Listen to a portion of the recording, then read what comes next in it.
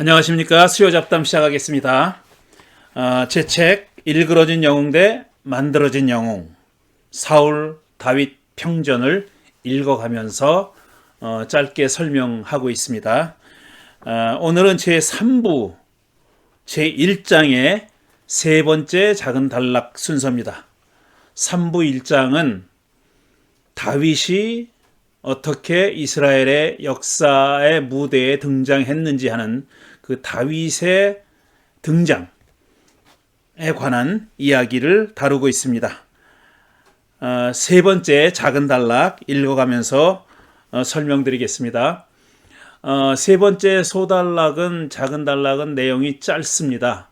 그래서 오늘은 한 30분 이내에 끝날 것 같은데, 다음 장이 이제 본격적으로 다윗과 사울이 갈등하는 그런 단계의 시작인데, 다윗이 사울의 궁전에서, 그러니까 사울의 부하로서 어떻게 활동을 했는지, 둘 사이의 갈등은 왜 어떤 과정을 거쳐서 그렇게 골이 깊어졌는지 하는 얘기를 할 겁니다. 오늘은 그 얘기에 들어가기 앞서서 다윗이 역사의 무대에 등장하는 이야기를 아직까지 해온 이야기를, 그러니까 1장의 3부 1장의 얘기를 좀 정리하는, 요약하는 그런 말씀이 되겠습니다. 자, 시작하겠습니다.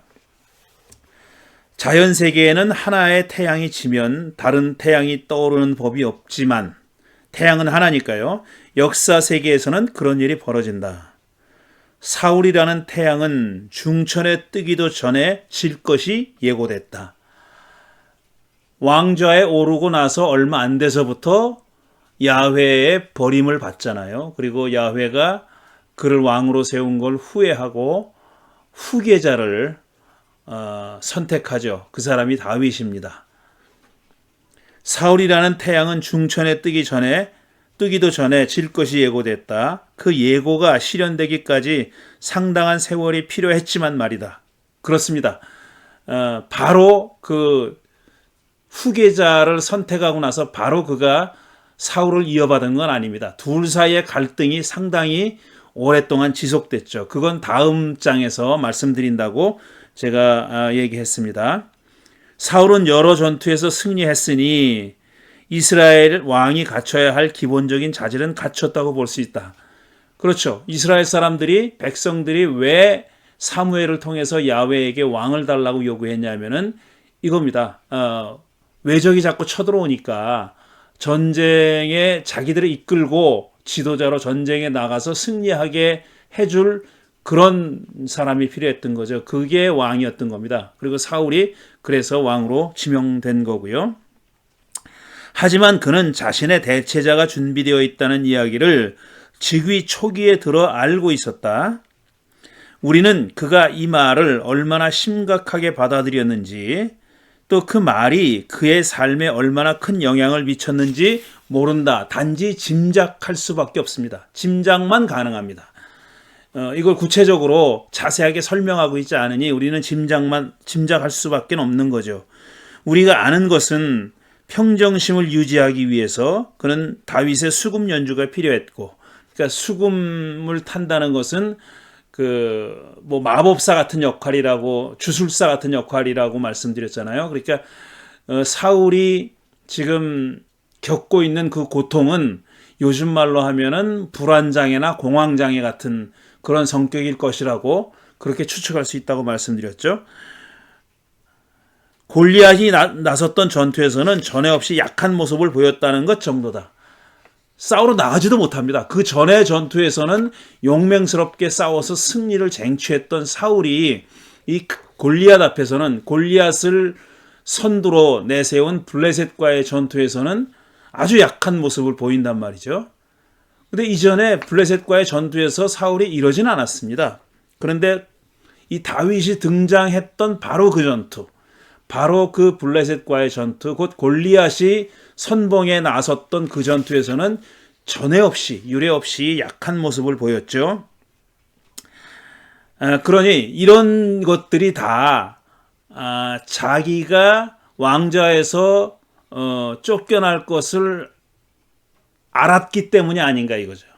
그게 그 사울을 의기소침하게 만들지 않았나 하고 그렇게 추측할 수 있다는 겁니다. 이 모든 것을 야훼가 보낸 악한 영의 영향 때문으로 돌릴 수 있을까? 그렇죠. 근본적으로 야훼가 악한 영을 보냈다 그랬잖아요. 야훼의 영이 거두어들이고 악한 영을 보냈다고 했지 않습니까? 그 이후로 이런 일이 비극적인 일들이 또 사울에게 좋지 않은 일들이 벌어졌으니 이게 이 야훼가 보낸 악한 영 때문이 아닐까라고 추측할 수 있다는 거죠. 사울의 비극이 악한 영을 빼고는 생각할 수 없긴 하지만 매사를 그것 탓으로 보는 게 정당한지는 의문이다. 저는 여기 판단을 내리고 있지 않는 겁니다. 그렇게도 볼 수 있지 않을까 하는 거죠. 영향이 없었다고도 볼 수 없는 거죠. 이런 의미에서 야훼가 보낸 악한 영의 존재는 사울이 어떤 사람인지를 이해하는데 도움이 되기보다는 걸림돌로 작용한다고 하겠다. 왜냐하면 이게 사울의 어떤 본성에서부터 사울이 이 사람 됨됨이에서부터 나온 게 아니라 야훼의 악한 영향을 받았다면은 좀 엄밀하게 얘기해가지고 사울이 이런 비극을 겪게 된 것에 야훼의 책임도 없지 않다고 그렇게 볼 수밖에 없는 거죠. 야훼가 약한 영을 보내서 그를 이런 구렁텅이에 몰아넣은 거나 마찬가지니까 말이죠. 그런 얘기입니다. 사울의 다윗을 포함한 신하들을 대한 태도는 그의 정신 상태에 상당한 부침이 있었다고 짐작하게 만듭니다. 그는 수금 타는 다윗이 마음에 들었기에 그를 자기 무기를 들고 다니는 사람으로 승격시켰습니다. 그에 대한 신뢰가 깊었다는 뜻이죠. 그러니까 아무한테나 무기를 들고 다니는 이게 굉장히 신임하지 않으면은 그런 일을 맡기지 않는 거죠. 경호대장 같은 역할이니까요. 경호대장 같은 역할이니까 꼭 믿을 수 있는 사람을 시키는 거죠. 신뢰가 깊었다는 뜻이다. 골리앗과 싸우러 나가는 다윗을 불러 자기 군장을 넘겨주려 했다는 데서도 그에 대한 애정이 잘 드러난다. 물론 다윗이 사양하긴 했습니다. 그렇지만 자기 군장을 이거 입고 나가라고 입고 너를 보호하라고 그렇게 제안하기도 했다는 얘기입니다. 그러니 얼마나 사울이 다윗을 신뢰했냐 하는 거죠. 그는 밤마다 가위에 눌렸고 악몽에 시달렸던 걸로 보인다. 설화자는 이것이 야훼가 보낸 악한 영 때문이라고 서술하지만 현실적으로는 언제든지 자신이 내쳐질 수 있다는 불안감과 더불어 명색은 왕이지만 실질적으로는 왕의 권한을 누리지 못하고 사무엘과 경쟁해야 하는 나기드에 머물러 있다는 사실 때문이기도 할 것이다. 이건 제 추측이고 제 짐작인데 나기드는 앞에서도 말씀드렸지만 어떤 지도자, 리더 이런 의미를 가지고 있는 겁니다. 이스라엘에서 히브리어에서 왕은 멜렉이에요. 근데 많은 경우에 사울이 멜렉으로도 불리기도 했지만 많은 경우에 또 나기드로 불렸습니다. 그러니까 아직은 왕이 가져야 하는 어떤 그 절대적이라고까지는 말할 수 없지만 큰 권력을 향유하지 못하는 그런 처지인 겁니다. 그러니까 입장이 애매하다는 거죠. 위치가 애매하다는 겁니다. 첫 왕이니까 물론 그랬을 수 있죠. 아직 군주제도가 제대로 정착하지 않았던 때니까 첫 왕은 늘 이행기에 불안과 이 불안정이 어쩔 수가 없는 그 숙명이죠. 그런 데서 오는 불안감 같은 것을 사울이 갖고 있었을 거다 하는 거죠. 이 모든 것을 이 사무엘서를 쓴 신명기 역사가는 야훼가 보낸 악한 영 때문이라고 그렇게 설명하고 있다는 얘기입니다. 다윗은 사울이란 태양이 지기도 전에 떠오른 또 하나의 태양이었다. 자연 세계에서는 불가능하지만 이 역사 세계에서는 가능하죠. 사울과 다윗 모두 야훼에 의해 왕으로 점지됐고 사무엘이라는 킹메이커에 의해 기름 부음 받았지만 똑같습니다. 두 가지 점에서는 두 사람이 보인 행동은 많이 달랐다. 왕좌에 앉는데 소극적이던 사울과는 달리 이 숨었다 그랬죠. 짐짝 뒤에 숨었다는 얘기도 나오지 않습니까? 다윗은 매사에 적극적이었습니다. 이거 뭐 사양하는 법이 없어요. 이 사람은 아주 진취적이고 적극적이고 고울 오리엔티드 된 사람입니다. 어떤 목적을 달성하기 위해서는 아주 거기에 집중하는 그런 스타일의 사람이었다고 짐작할 수 있습니다. 기름 부음을 받고 그가 어떤 반응을 보였는지는 설화자가 침묵하니 알 수 없습니다. 처음에 베들레헴에서, 그러니까 사무엘이 베들레헴에 가서 다윗에게 기름 부음을 받았을 때 다윗이 어떤 반응을 보였는지는 몰라요. 거긴 서술하고 있지 않으니까 모르지만 설화자가 침묵하니 알 수 없지만 골리앗의 망언에 대한 그의 반응, 특히 사울과 골리앗에게 행한 연설은, 긴 연설 제가 인용도 했습니다. 지난주에. 그가 철저한 야훼주의자였음을 보여줍니다. 그러니까 야훼 유일주의자, 야훼 신앙에 아주 철두철미한 그런 사람인 것처럼 보이죠. 그렇게 보인다는, 제가 그걸 의심하겠다는 게 아니라 그렇게 표현되어 있는 건 사실이다 하는 겁니다. 그게 물론 한 사람의 신앙이라는 것이 일관적이진 않을 수도 있잖아요. 그러니까 이때는 어떤 특별한 특징을 가진 야훼주의자였는데 후기에는, 다윗의 후기에는 또 다른 특징을 가진 야훼주의자, 야훼주의자이긴 하지만 초기에 어떤 그 가졌던 야훼주의자로서의 독특한 면모가 변형된 그런 모습일 수도 있지 않아요? 근데 이때는 적어도 아주 철저하게 야훼주의자, 야훼 하나님만을 믿고 신뢰하고 섬기는 그런 사람으로 표현되어 있습니다. 그 내용은 골리앗에게 했던 연설, 그 다음에 사울에게 했던 연설, 제가 지난주에 사실상 이 두 연설은 이스라엘 백성 전체를 향한 연설이다. 내용으로 봐서는 그렇다고 말씀드렸죠. 그 연설의 내용을 보면은 아주 철저한 야훼주의자였다고 볼 수 있다는 겁니다. 그가 어떤 종류의 야훼주의자인지는 차차 밝혀지겠지만 또 어떻게 변해갔는지도 우리가 짐작할 수 있어요. 그런 대목들이 있습니다. 생각해 보십시오. 이때 이런 야훼주의자였던 다윗이 자기 부하 장수의 부인을 겁탈하기 위해서, 또 그걸 숨기기 위해서, 겁탈하고 또 그걸 숨기기 위해서 자기 부하 장수를 가장 전투가 심했던 그 전쟁터에 내보내서 죽였잖아요.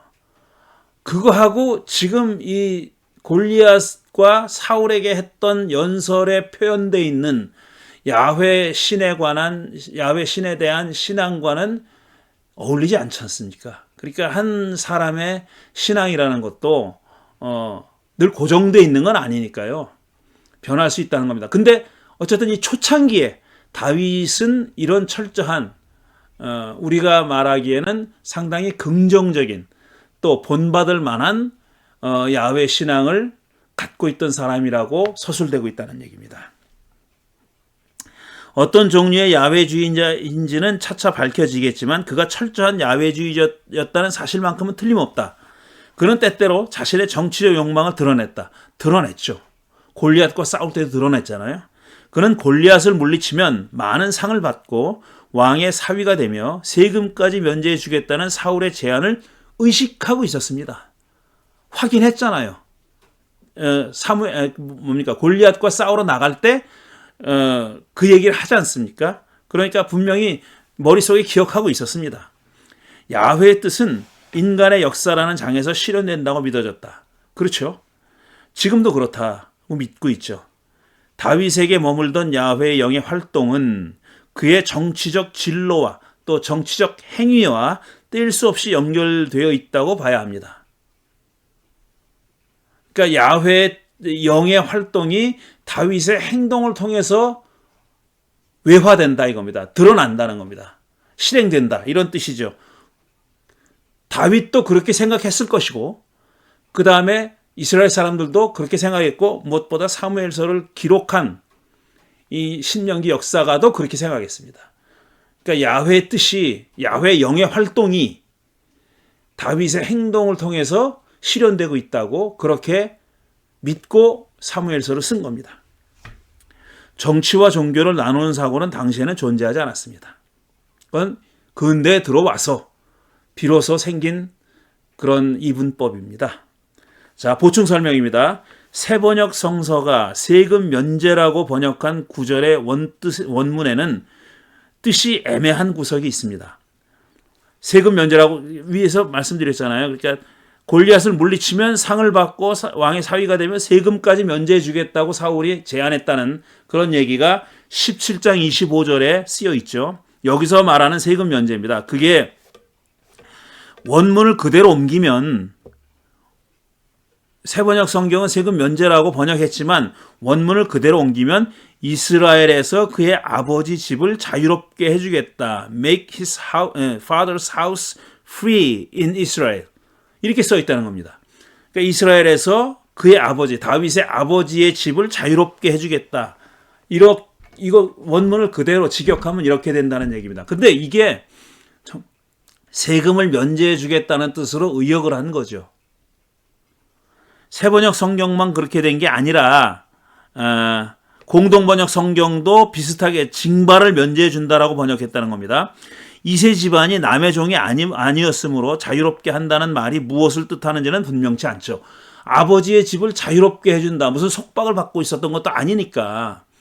자유롭게 해준다. 종의 집안이 아니잖아요. 그러니까 자유롭게 해준다는 말이 종에서 자유인으로 만들어준다는 뜻은 아니죠. 본래가 자유인이었으니까. 그러니까 번역하는 사람들이 세금 면제라고 추정을 한 겁니다. 대부분의 영어 성서는 원문을 그대로 직역했고 공동번역 성서는 징발을 면제해 준다라고 번역했다. 세금이든 징발이든 모두 의역입니다. 세금 부과는 사무엘상 8장에 사무엘의 경고에 이렇게 왕이 들어서면 백성들 앞에서 경고하는 겁니다. 왕을 자꾸 달라 그러니까 사무엘상 8장에서 사무엘이 백성들에게 경고하죠. 너희 왕이 들어서면 너희들 세금을 징발할 것이고 너희 자녀들을 징집해 갈 것이고 뭐 등등 여러 가지 얘기를 하잖아요. 그 안에 세금 부과에 대한 얘기가 있거든요. 그러니까 세금 부과는 사무엘상 8장에 사무엘의 경고에 포함되어 있는 왕의 권한 중에 하나 맞습니다. 자, 나중에 드러나지만 다윗은 동기를 감추고 모순되는 행동을 했다. 그런 경우가 많았다는 겁니다. 자기의 어떤 정치적인 동기를 감추고 행동한 경우가 많이 있습니다. 정치적인 동기를 감추고 어떤 그 신앙의 행위인 것처럼 표현한 경우가 많아요. 이게 현대인의 눈으로 보면 이렇다는 얘기입니다. 다윗도 정말 이 신앙과 정치를 이분법적으로 나눠서 행동했다고는 생각하지 않아요. 근데 어떤 그 정치적인 동기가 있었다는 것만은 분명해요. 근데 우리가 현대인들이 다윗을 제대로 이해하지 않는 것이 그의 정치적인 동기를 자꾸 무시하고 미니멀라이즈 하는 것, 미니멈으로 아주 최소화하려는 생각, 아니면 없다고 생각하는 다윗이 그냥 아주 100% 신앙의 어떤 동기만 가지고 한평생의 삶을 사는 것처럼 그렇게 오해하고 또 다윗에 대해서 얘기할 때도 설교나 성경 공부를 통해서 얘기할 때도 그런 측면만 부각시키는 것은 저는 잘못이라고 생각을 합니다. 다윗이 그렇게 순수하기만 한 사람은 아니었다는 거죠. 또 그게 다 자연스럽고 당연한 거고요. 다윗이 무슨 그 천사가 아닙니다. 다윗이 우리처럼 세속 세계에서 살아왔던 사람이고 어떤 정치적인 현장에서 살았던 사람이고 그런 갈등을 피하지 못하고 갈등 가운데서 살았던 사람입니다. 그러니까 그가 그의 모든 행동의 동기를 신앙적인 혹은 신학적인 것이라고만 생각하는 것은 큰 오해다 하는 거죠. 그렇다고 물론 그가 한 행동이 어떤 신앙적인 동기가 없다, 정치꾼이다, 모사꾼이다 이런 얘기는 아닙니다. 그렇진 않았어요. 그렇진 않았습니다. 그렇지만 둘 다가 이렇게 섞여 있다.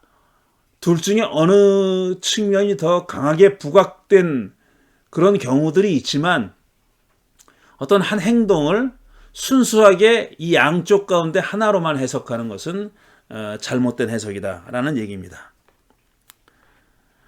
문득 드러나는 것까지 막지는 못했습니다. 이건 제가 그 신명기 역사서를 쓴 신명기 역사가, 그렇게 사무엘서를 쓴 신명기 역사가가 가급적이면 다윗의 어떤 그 어두운 면, 부정적인 면은 드러내지 않거나 최소화하려는 노력을 기울였습니다. 이 신명기적 역사서를 기반으로 해가지고 훨씬 후대, 수백 년 후대의 역사책을 다시 한번 쓴 역대기 역사가, 그러니까 역대기 상하 에스라 느헤미야를 쓴 역대기 역사가는 더합니다. 신명기 역사가보다 더 다윗의 어떤 어두운 면은 싹 없애버리려고 했어요. 거기에 비하면 이 신명기 역사가는, 사무엘서를 쓴 신명기 역사가는 어느 정도는 객관성을 유지하려고 노력한 흔적이 보입니다. 그렇지만 그럼에도 불구하고 다윗 편향적인 것만은 사실이고, 제가 언젠가도 말씀드렸지만 사울이 이렇게 어둡게 그려진, 부정적으로 그려진 데는 그의 정적이었던 다윗을 밝게 긍정적으로 그리려고 했기 때문이다. 그 이유가 강하다라는 말씀을 드렸습니다. 예컨대 다윗의 맏형 엘리압은 전쟁터에 온 다윗을 건방지며 고집센 녀석이라고 부릅니다. 17장 28절. 그 도시락 가지고 온 형들에게 전해주려고 도시락을 가져온 다윗을 가리켜서 큰형인 엘리압이 그렇게 얘기하잖아요. 건방지며 고집센 녀석, 너 여기서 왜 얼쩡거리냐? 이렇게 말했지 않습니까? 근데 건방지며 고집센 녀석이라는 거는 다윗의 성격을 어쨌든 규정한 거잖아요. 그 규정이 맞든 틀리든 엘리압은 다윗을 그렇게 부른 겁니다. 자기 막내 동생을, 대체로 막내는 귀여워하잖아요. 그런데 맏형이 막내를 이렇게 불렀다. 이게 뭐 눈에 넣어도 안 아플 그것까지는 바라지 않고요. 암만 그래도 맏형이 막내 동생을 건방지며 고집센 녀석이라고 불렀다면은 정말 다윗이 건방지고 고집센 녀석이었을까라는 의문을 가져도 큰 무리는 아니지 않을까 하는 얘기입니다. 어느 정도는 이 성격 규정이 전혀 사실과는 다른 규정이라고 보는 게 맞을까라는 의문이 든다는 거죠. 물론 엘리압이 편견을 가지고 있을 수도 있지만 말이죠. 이것은 타인의 입에서 나온 다윗의 성격에 대한 첫 언급입니다. 다윗이 어떤 사람이냐 하는 것을 보여주는 첫 번째 언급이 이거예요. 엘리압의 말입니다. 건방지며 고집센 녀석. 이 말이 얼마나 객관적인지는 판단할 수 없죠. 이게 뭐 끝이니까. 더 이상 이 성격에 대한 언급이 더 나오는 건 아니니까요. 가까운 가족에 의한 판단으로 되어 있으니 가볍게 볼 수만은 없다라는 거죠. 다윗은 자기 실속을 분명히 챙기는 인물이었던 건 사실입니다. 골리앗과 싸우러 나갈 때도 대단한 신앙 고백을, 신앙 선언을 하고 나가지만 상도 있고 왕의 사위도 되고 세금도 면제받고 하는 걸 알고 나갔고 그걸 또 언급하니까요. 실속을 분명히 챙기는 인물이었다고 추측됩니다. 왕이 내릴 보상을 염두에 두고 골리앗과의 싸움에 나간 것과 승리 후에 그의 무기, 그러니까 골리앗의 무기를 챙긴 것도 이런 그의 성격이 드러난다. 이는 그러니까 골리앗의 무기를 챙긴 것은 명예를 위한 전리품이면서 동시에 무기를 확보하려는 행동이었다고 추측할 수 있다는 거죠. 왜냐? 당시 이스라엘에는 변변한 무기가 없었다고 하니까 말입니다. 13장 19절부터 22절 이미 나와 있어요. 사울이 전쟁터에 나갈 때 이미 사울의 군대는 변변한 무기가 없었다라는 말이 나온단 말이에요. 그러니까 이 골리앗의 무기를 챙긴 것은 자기의 어떤 그걸 무기로 삼으려고 했다고 얼마든지 추측할 수 있다는 얘기입니다. 사울과 다윗은 처음 만나 서로를 알아가는 과정이었으므로 아직까지는 갈등이 표면에 드러나지 않았다. 여태까지는 그렇습니다. 아직까지는 그래요. 물론 잠재된 갈등의 씨앗이 슬쩍슬쩍 드러나기는 했습니다. 하지만 격화되지는 않았죠. 아직 본격적으로 갈등이 펼쳐지지는 않았습니다. 이 갈등은 다음 장에서 드러난다. 사실 드러나는 정도가 아니라 폭발합니다. 터져버립니다. 이 대결에서 두 사람의 성격도 더 분명히 드러났습니다. 아하, 사울은 이런 사람이고 다윗은 이런 사람이구나 하는 것을 우리가 좀 더 확실한 근거를 가지고 추정할 수 있게 해준다는 얘기입니다. 둘의 본격적인 대결이 바야흐로 시작되려는 순간입니다. 여기까지가 제3부 1장입니다. 다음 주에 이어갈 2장은 사울 궁전에서의 다윗이라는 제목을 가지고 있습니다. 그러니까 아직은 다윗이 사울 궁전에 머물러 있으니 이건 쫓기는 신세가 되기 전이니까 완전히 폭발하기는 전이라고. 또 둘 사이의 갈등이 완전히 폭발해서 죽고 죽이는 그런 목숨을 건 그런 싸움이 벌어지기 직전까지의 이야기가 다음 장의 이야기가 되겠습니다.